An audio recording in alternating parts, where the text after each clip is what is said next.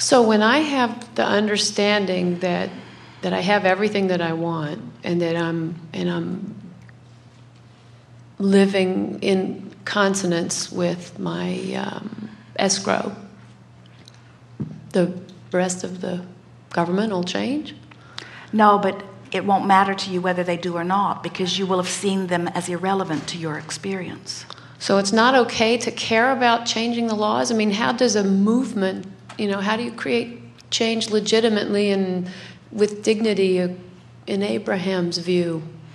Well, everything's all right. It's all right for you to see injustice, and it's all right for you to desire it to be different, and it's all right for you to see it different, and it is so all right for you to live it as if it is different. But every time you look back and see that they haven't come along, you defy your own dream, and that's what's hurting you. In other words, you have a magnificent vision as a result of what you've lived. In fact, you were born to live that contrast, to give birth to that dream. That's why it feels so big to you. So you birthed the dream, and the larger part of you is already living it. And every time you look back at what is, you defy your own dream, tear yourself apart, and blame them. So just keep looking at that dream and live it, be it, and stop looking for evidence that doesn't support it. Every time you say 35 states and 47 this and 152 that, every time you count those things, you use that evidence to split yourself from your vibrational escrow. We don't blame you for being mad at them, but it is your doing. Okay, so I'm giving a speech now. What am I going to say to people? So you say, I don't know about you, but I believe I was born this way. And they will say, we believe that too. And then you'll say, and I know, I can feel it with every fiber of my being, that I came in not just being this way, but intending to be this way. I hit the ground running, and here I am. And then I lived in this world that has so many wonderful things about it. And I began to see among the wonderful things, things that were not quite so wonderful. And those things pained me, because I want a wonderful world, not just for myself, but for others. Somehow I've never been able to separate myself from others. I care about life. I care about well-being. I care about upliftment. I want people to be joyful. I want to be joyful. So in the living of life, I gave birth, I could feel it happen, to all kinds of new ideas. I have a dream about the way life can be upon this planet.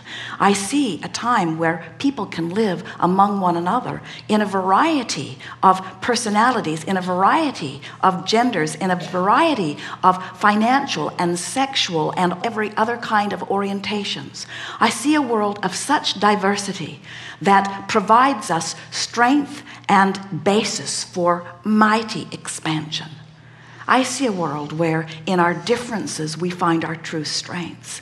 I see a world where as we come together in our differences, not agreeing with one another, but understanding that our differences provide the basis from which we all create, and that in this creation there is enough for all of us. I understand that this is a world of unlimitedness. I no longer believe in shortage. I no longer see limitations and lack. I now understand that people don't have to think what I think in order for me to think it, or be what I be in order for me to be it.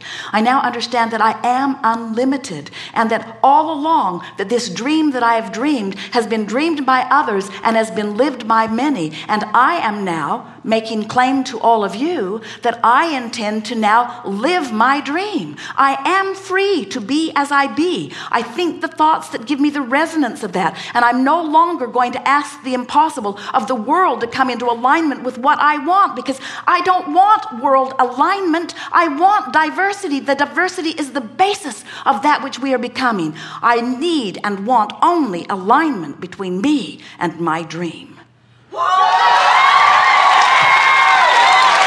That was great.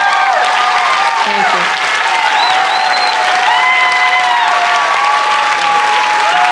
That was beautiful. Very good.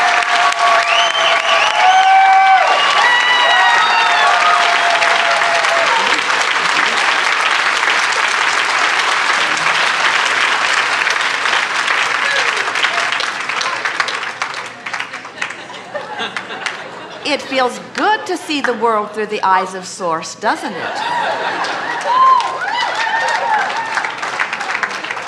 Yes, indeed. Now what?